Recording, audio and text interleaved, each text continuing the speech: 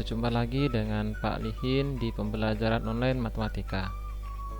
Pada kali ini Bapak akan menjelaskan tentang sifat-sifat operasi penjumlahan dan pengurangan pada bilangan bulat. Ya, sebelumnya perhatikan ya contoh dengan ini 800 tambah 70. Berapa hasilnya? 870.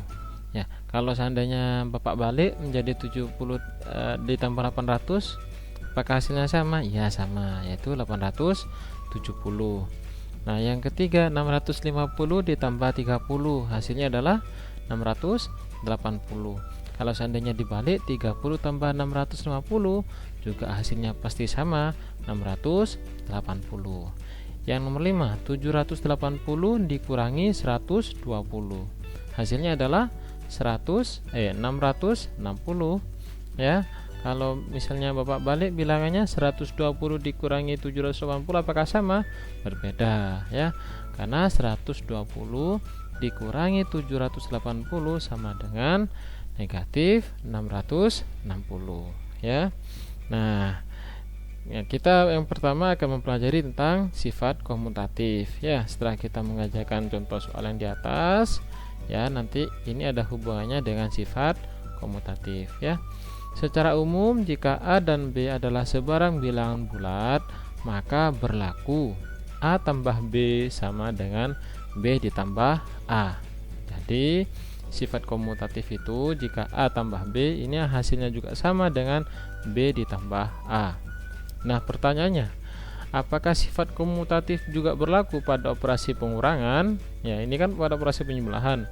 Pada pengurangan apakah juga berlaku sifat komutatif? Ya, coba kita perhatikan contoh yang kita kerjakan tadi di awal. Yang pada penjumlahan, ya, ini semuanya nilainya sama, meskipun dibalik 800 tambah 70, 70 tambah 800, ini hasilnya sama-sama 870 ya.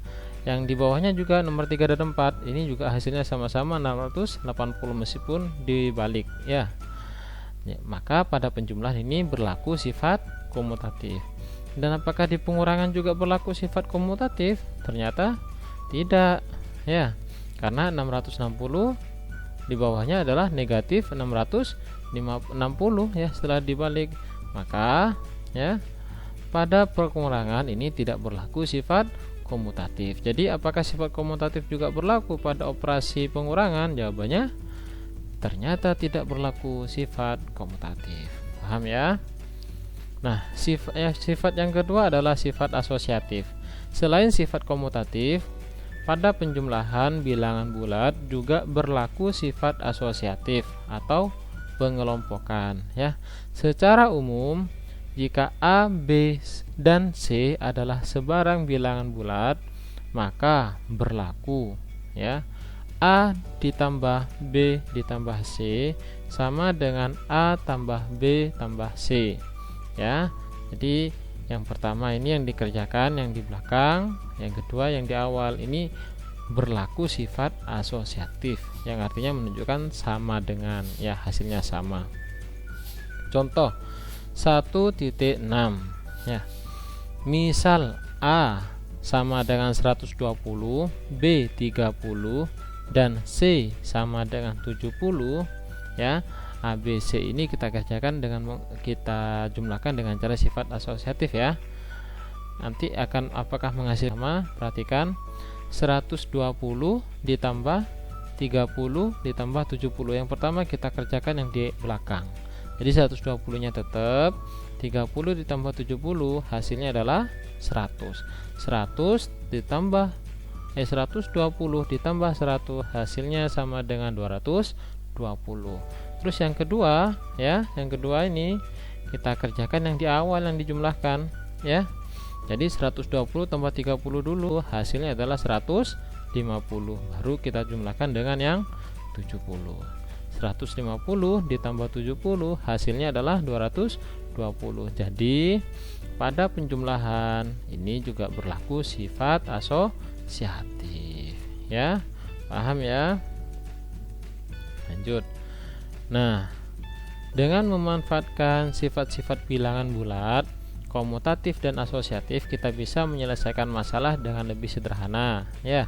Perhatikan contoh berikut. Nah, tentukan hasil dari 1 ditambah 2 ditambah 3 dan seterusnya sampai tambah 8 tambah 49 ditambah terakhir ditambah 50.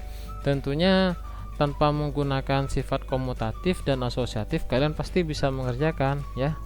Nah, dengan cara dihitung sederhana, 1 tambah 2 berapa? 3, 3 tambah 3 lagi berapa? 6, kemudian tambah 4 lagi berapa? 10, tambah 5, 15 dan seterusnya sampai terakhir tambah 50. Nah, kalau kalian mengerjakan dengan cara seperti itu, tentunya nanti hasilnya apa? Penyelesaiannya sangat lama untuk menyelesaikan soal ini menghitungnya. Jadi agar cepat menyelesaikan permasalahan seperti ini ya, kita gunakan konsep sifat komutatif dan asosiatif. Jadi alternatif penyelesaiannya ya 1 tambah 2 tambah 3 ditambah dan seterusnya sampai terakhir ditambah 50. Itu cara menghitungnya kita kelompokkan ya. Yang pertama misalnya 1 tambah 50 hasilnya berapa? 51. Kemudian 2 tambah 49 juga 51, 3 tambah 48 juga 51 dan seterusnya. 4 tambah 47 51, 5 tambah 46 51 sampai terakhir nanti di sini tengah-tengah berapa hasilnya? 25 ditambah 26 ya. Itu ya. Jadi 1 tambah 50 ditambah 2 tambah 49 ditambah 3 tambah 48 ditambah dan seterusnya sampai terakhir dan nanti saling bertetanggaan 25 ditambah 26. Nah, apabila dilanjutkan akan ada berapa pasang ini? Ada 25 pasang, yaitu dari 1 sampai 25. Ada 25 pasang bilangan yang jumlahnya 51. Sehingga kita bisa tulis seperti ini, 1 tambah 2 tambah 3 dan seterusnya sampai tambah 50 sama dengan 51 tambah 51 tambah 51 tambah dan seterusnya tambah 51. Ini sebanyak 25 kali. Maka hasilnya yaitu 25 dikali 51 yaitu sama dengan 1275. Selesai ya. Jadi dengan menggunakan konsep ya atau sifat bilangan komutatif dan asosiatif ya, kita bisa menyelesaikan permasalahan ini dengan lebih cepat daripada kita menghitung satu persatu ya.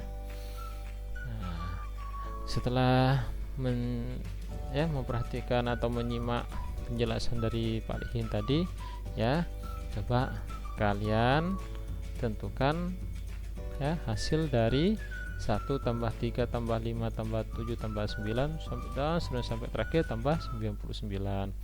Yang B 1 kurangi 2 tambah 3 kurangi 4 tambah 5 dan seterusnya sampai terakhir dikurangi 100, itu tanpa menghitung satu persatu. Artinya nanti kalian kerjakan dengan menggunakan cara seperti ini ya, menggunakan cara seperti ini. Oke, cukup sampai di sini dulu videonya ya, semoga bermanfaat. Wassalamualaikum warahmatullahi wabarakatuh.